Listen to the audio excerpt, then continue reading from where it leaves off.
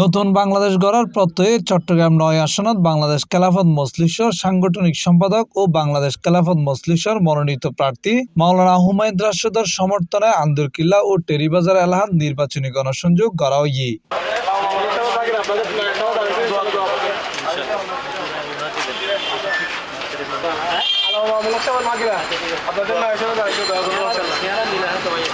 রবিবার ডিসেম্বরের ৭ তারিখ দলীয় প্রতীক রিকশা মারহায় ভোট প্রার্থনার লক্ষ্যে এই গণসংযোগ অংশ লয় তিনি।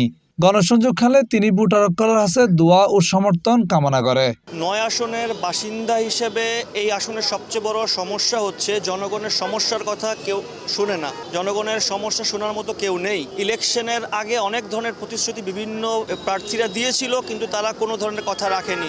এই আসনের রাস্তাঘাটের বেহাল দশা, ৯ আসনে অসংখ্য তরুণ এবং যুবক রয়েছে যারা চাকরি ছাড়া, এছাড়াও বিভিন্ন ধরনের সমস্যা ৯ আসনে রয়েছে। ৯ আসনের বাসিন্দাদেরকে বলতে চাই, যদি আমি ৯ আসনের এমপি হই তবে ইনশাল্লাহ আমি এই সমস্যাগুলো নিয়ে আমি কাজ করব এবং যে সকল সমস্যা রয়েছে সেই সকল সমস্যা সমাধানের ক্ষেত্রে আমি হযরত ওমরকে আদর্শ মেনে ইনশাল্লাহ এই আসনে সব রকম কাজ করব।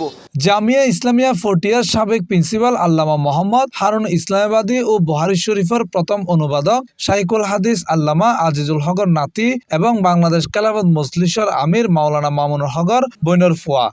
বাংলাদেশ খেলাফত মজলিসের সর্বোচ্চ মহল ওনাকে ৯ আসনের প্রার্থী করেছি।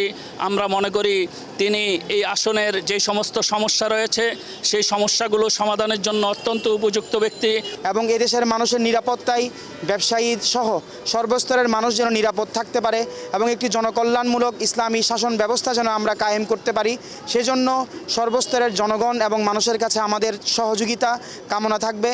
এই সময় উপস্থিত আছেন চট্টগ্রাম মহানগর খেলাফত মজলিসের সভাপতি মাওলানা এমদাদুল্লাহ সোহেল, সেক্রেটারি মাওলানা রেদওয়ানুল ওয়াহেদ, নির্বাহী সদস্য মাওলানা আনাস বিন আব্বাস সহ অর্থ সম্পাদক মোহাম্মদ দিদারুল ইসলাম, প্রচার সম্পাদক জাহেদ হাসান, ডাক্তার মোহাম্মদ শুয়েবুল্লাহ, চট্টগ্রাম মহানগর ছাত্র মজলিসের মোহাম্মদ আম্মার, জহিরুল ইসলাম জনি, নূর নবী সহ আর বোধ কেউ।